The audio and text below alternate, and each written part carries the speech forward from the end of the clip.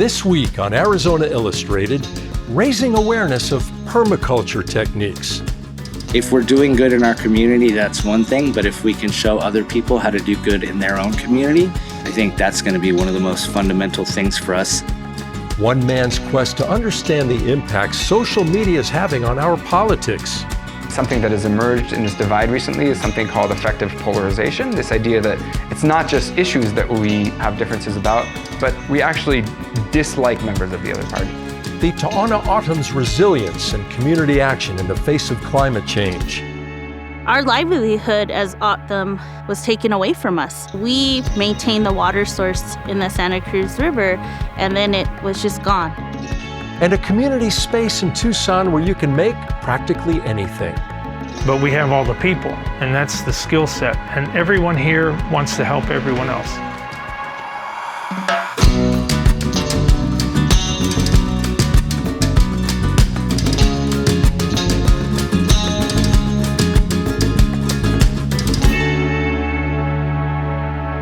Hello and welcome to Arizona Illustrated. I'm Tom McNamara, and we're joining you today from the recently renovated Tucson Food Co-op East entrance right off of 4th Avenue. The Food Conspiracy Co-op is a unique place with nearly 3,000 community owners, founded in 1971 with a mission of making natural food products more available to Tucson. To celebrate over 50 years in business, they recently expanded and added this new entrance with educational gardens, natural light, rainwater harvesting, solar power, and a water-permeable parking lot. The project was completed with architect Rob Paulus and the local organization Awareness Ranch, and that is who our first story is about today. Awareness Ranch uses permaculture to grow food and create buildings. By thinking globally and acting locally, they believe that their sustainable agriculture and construction can be adapted to many settings. And by cultivating an awareness of our interconnected world, they believe that we can create abundance while honoring the earth.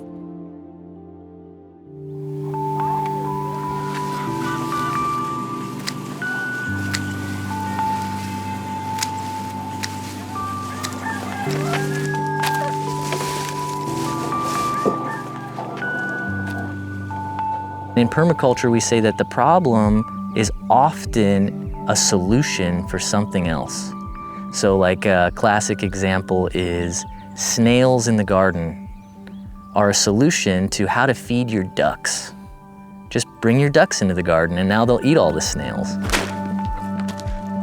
Awareness Ranch started as a farm project where we were exploring more sustainable ways of producing agricultural products in a desert setting using aquaponics and merging like modern technology with ancient knowledge. So using adobe, natural plasters, stone, and mixing that with like solar powered, airlift, water circulating systems. The fish produce wastes. Those wastes get converted into useful nitrate fertilizers for the plants. The plants clean those nitrates up, and the clean, aerated water goes back to the fish tank. So it creates a healthy environment for both the plants and the fish. We started a workshop series, and every Saturday, we would have people come to the farm and help us build hoop houses and grow beds and plant things and harvest things. And then you're gonna drive it back in. Got it. We're installing a stem wall made out of lavacrete for a small bathhouse. We like to build with what we call the overflowing resources of the city. So everything we've built here on site is made out of reclaimed and recycled materials. And part of natural building is looking at the full life cycle of the building. So when we build with adobe, when we build with straw bale or rammed earth, at the end of the useful lifespan of that building, the building can just go back into the earth. Somewhere in there, I qualified for commercial and residential contracting licenses and decided to provide our building services to the community. Now we have Awareness Ranch Foundation, which is just the farm activity, and we're applying for our nonprofit status. And then Awareness Ranch Inc., which is this construction services company. Imagine trying to keep the tent down the whole time. I've taken over the gardening portion from Bali used to be the farmer here, and he's taken over more of the natural building. And then she used to do the natural building, but she really likes working with plants, so. For almost 6 years, 5 or 6 years, I was doing the natural building, and I still love doing plastering. We're building our own house right now in central Tucson. Okay, so plaster is like my first love, but my second is gardening. I think that if we see ourselves as an integral part of nature, we can do all the things we want to do. And we can still maintain a high level of biodiversity. Like at Phil's house, we've created habitat while also creating human infrastructure. This is a greenhouse that we built. It's made out of lavacrete. You know, we worked around our roots. We do have a cistern attached to this building, so all the rainwater that falls onto this building gets collected into a cistern. We are on the south side of my property. All these buildings, the aquaponics system is run off grid. So here we're standing in front of a bathhouse made out of lavacrete. It's got 2 systems to heat the water. One I'm standing next to over here, which also serves as a bread oven or pizza oven if you'd like. And the hot water is rainwater.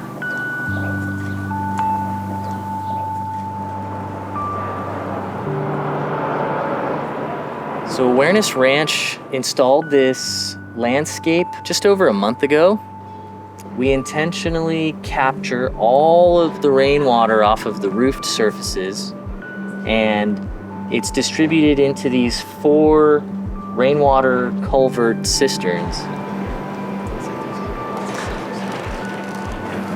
My role within Awareness Ranch is all correspondence, communications. I deal with a lot of the financials. I come from a straight background of full finance, corporate, all of that. It's night and day, you know, from what I do now. You know, when I was growing up on the island of Guam, I never had an abundance of money, but I always had an abundance of love and support and relationships.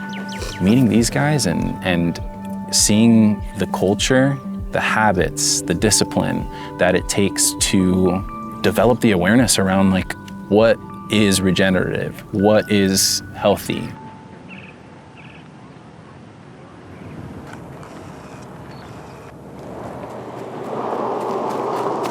So one of the last industries to be disrupted is the building industry.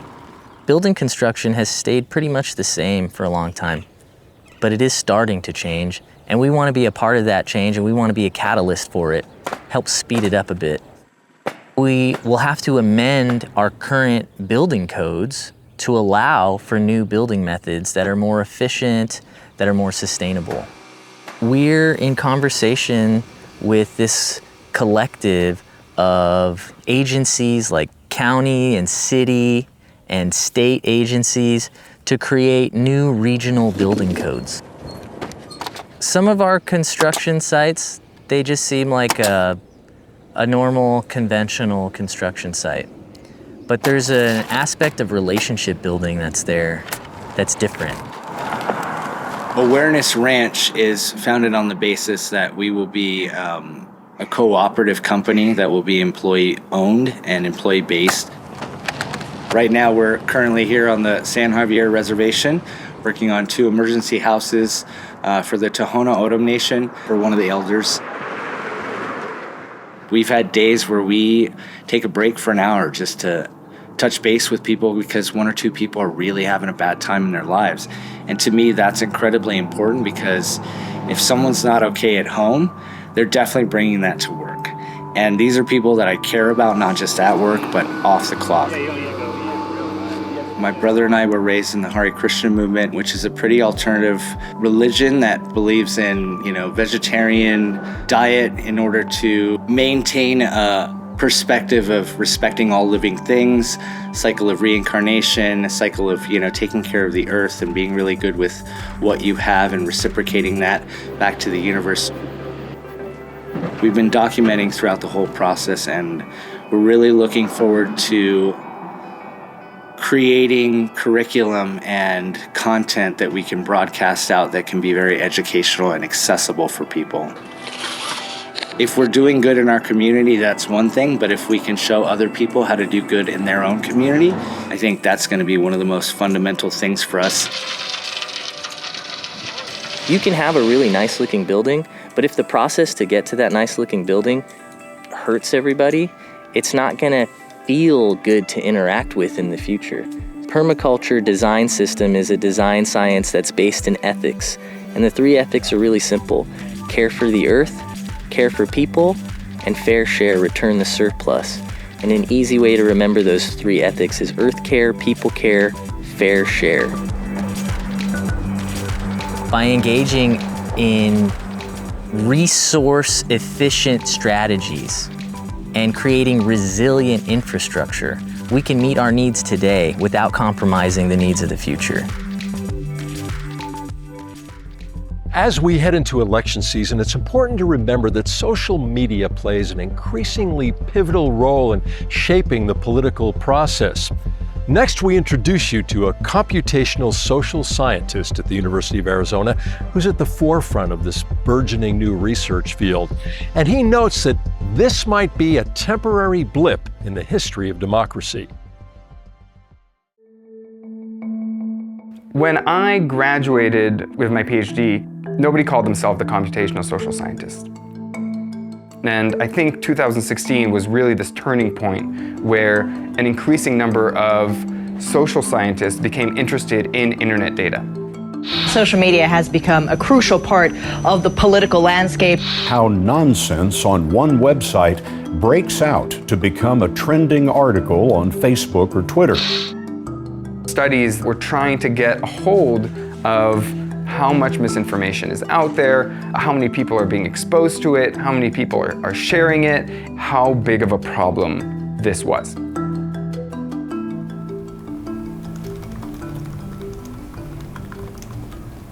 For me as a social network scientist, a lot of what the web provides is information about the contexts that people are in.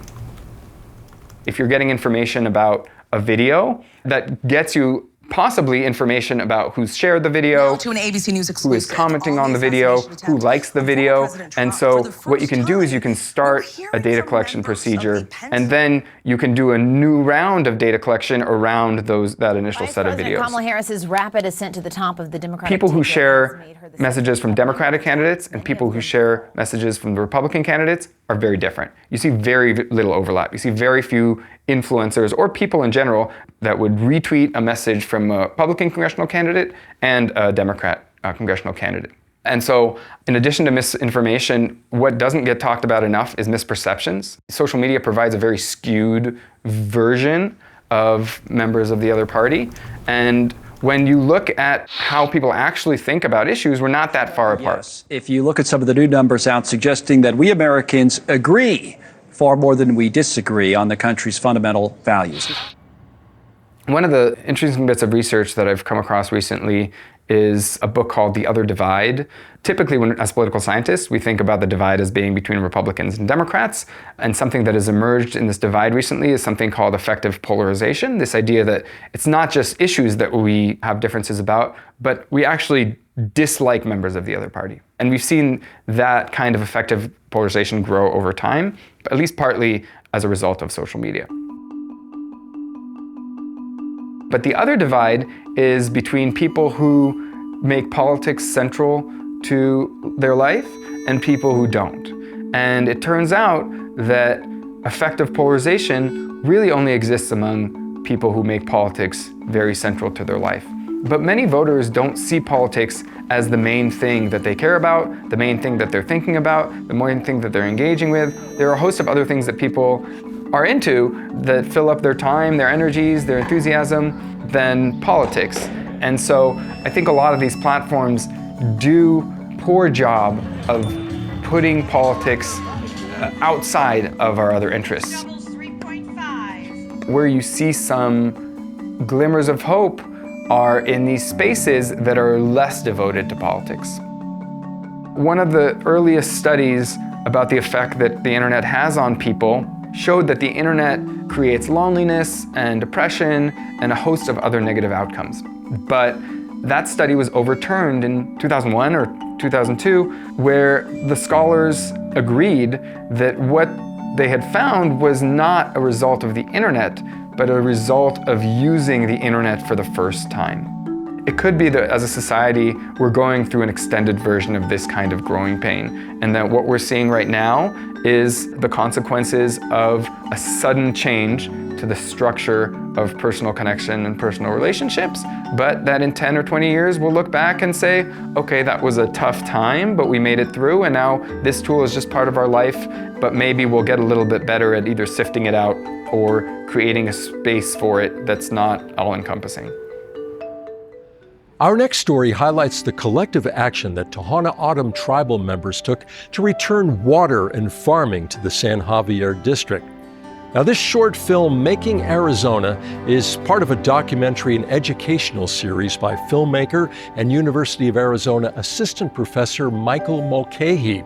And the project showcases the intensifying effects of climate change and highlights the stories and resiliency of Arizonans experiencing it.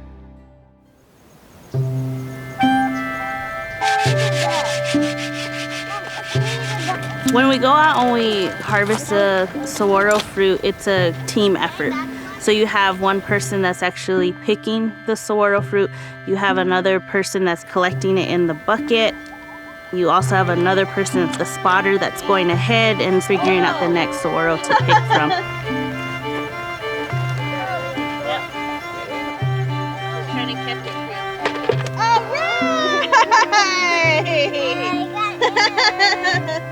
Awesome job! That's how we are resilient, is being with each other and being together in cooperation is how we make it through the world. That's how we are successful.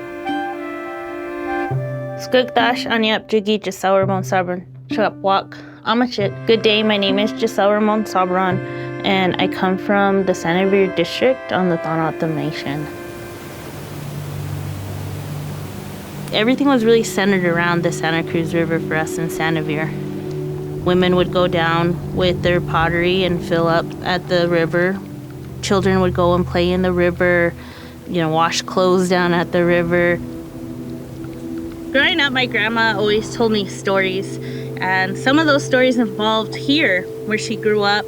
And for water, they'd go down to the Santa Cruz River and collect water and come back up. And my grandma used to talk about playing in the Santa Cruz River, but also too just how lush and green the Santa Cruz was.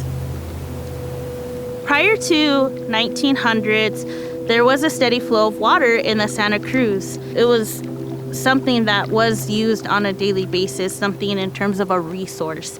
With us being taught and told by our Creator to always be in tune and pay attention to the environment, pay attention to the landscape, your surroundings, we began to notice that the flow of the Santa Cruz River started to change, and meaning that it decreased. And that was because you had the city of Tucson growing. You had non-O'odham farmers, living close proximity. And even also you see that with the Sarco mine. Same thing, they started to pump and take to the point where there was no longer an Ari Acamel, which is what we call the Santa Cruz River. Our livelihood as O'odham was taken away from us. We were farmers, and we, for time immemorial, were able to maintain the water source in the Santa Cruz River, and then it was just gone. The elders in San Xavier didn't want this to continue on like this. We came together as a community and decided, okay, we need to have a plan here. We need to figure something out. And so from that plan, thus the creation of the co-op farm. And of course, if you are going to have a farm, you need water. So the second thing with that was to hold those accountable that depleted the water. And so there was a lawsuit filed, and it held City of Tucson, different agricultural businesses, and so on that used the water and depleted it and wanted to hold them accountable. And that lawsuit took quite some time to come to a resolution. And so from that came the Southern Arizona Water Rights Settlement Act, also known as SWRSA. But it took 19 years from 1982 into the 2000s before we actually saw the water, because then you had to build the pipeline. You had to find a way for, a route to be able to build all of that to then come to San Xavier. This wasn't something that happened overnight, but you had individuals that were dedicated to making sure artisanal ecological knowledge continued, making sure that farming was brought back again. I'm very proud of the co-op farm because of what my community did, how they came together, restored the land, cared for it, brought it back to life to what you see here today. It's a blessing to see water flowing again in the Santa Cruz. It means a lot to us as O'odham because we can now talk about water in a present tense versus before it was always talked about, in the past. So Himatug translates to our way of life. But if you break the word down and you have the first part, him translates to your behavior, how you act, how you present yourself, how you treat other people. And then dag, D-A-G, derives from ibatag, which means your heart. So your spirit, your love, your energy. And so you put all that together and you're looking at how you fit into that world, how you fit into your community, your family. The decisions you're going to make are going to affect your family, your community. And then also thinking bigger picture, cooperation, relationality, the connectedness, the community, that all comes together, and that's how we have survived. Xerocraft is a makerspace in Tucson full of all kinds of equipment and people who are ready to help creators from all walks of life, be they students, retired folks, mid-career artists, and they're willing to tackle any kind of project, high-tech, low-tech, artistic, even repair jobs.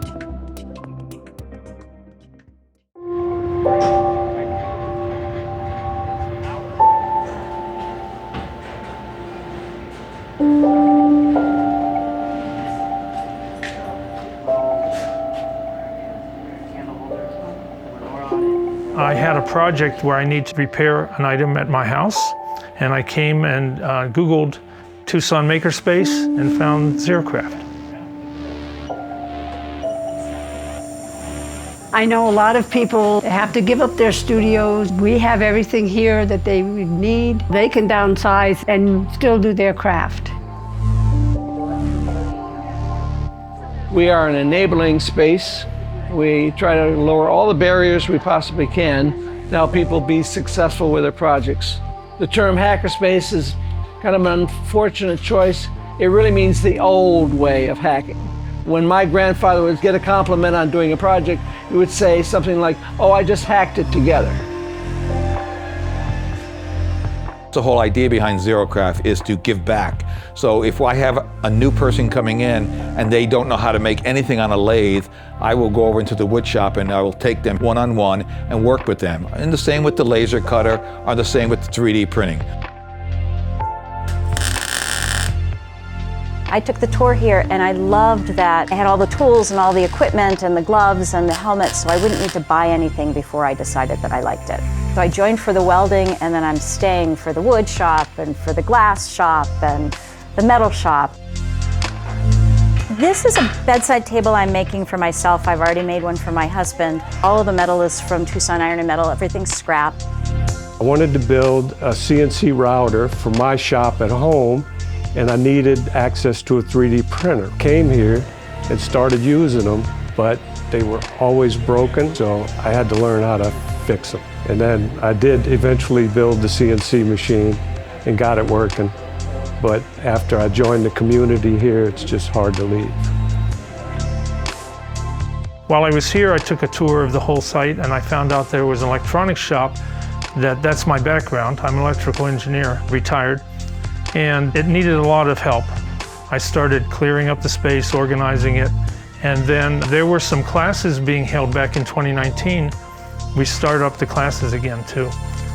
If you're interested in electronics, doing a project or fixing something or taking a class, we have this shop space here. We have 2 benches here, which you can do soldering, you can do working on your equipment. We have oscilloscopes and meters and power supplies and signal generators, all the kind of electronic equipment you need to work on your project or to try to diagnose and fix something that you bring in. We have all these different shops and all these different venues to work on your project. That's all the hardware, but we have all the people, and that's the skill set. And everyone here wants to help everyone else. Okay, so now about 30 seconds. Oh, 30 seconds. It's about 2 minutes total. For me as a woman, it's a really nice place to come in and play, where traditionally women weren't really welcome into shops.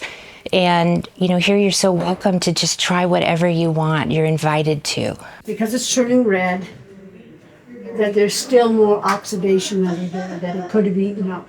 I teach anything related to glass or jewelry.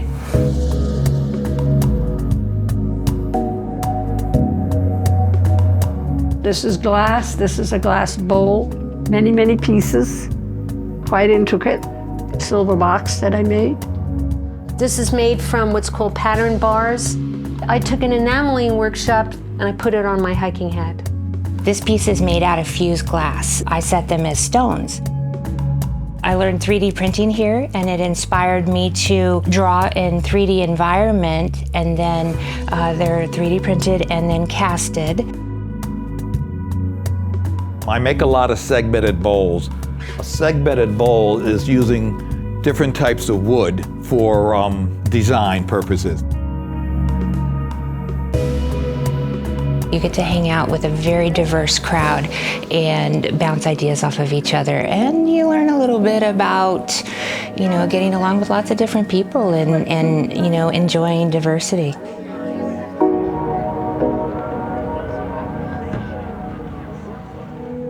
Thank you for joining us here on Arizona Illustrated from just off 4th Avenue. I'm Tom McNamara. We'll see you next week.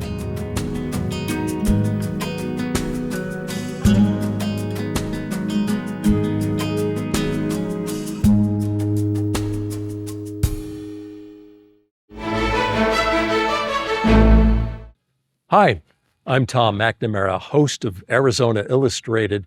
Thank you for watching this entire episode of our show here on YouTube. And if you liked it, well, here's another episode that we think you'll like.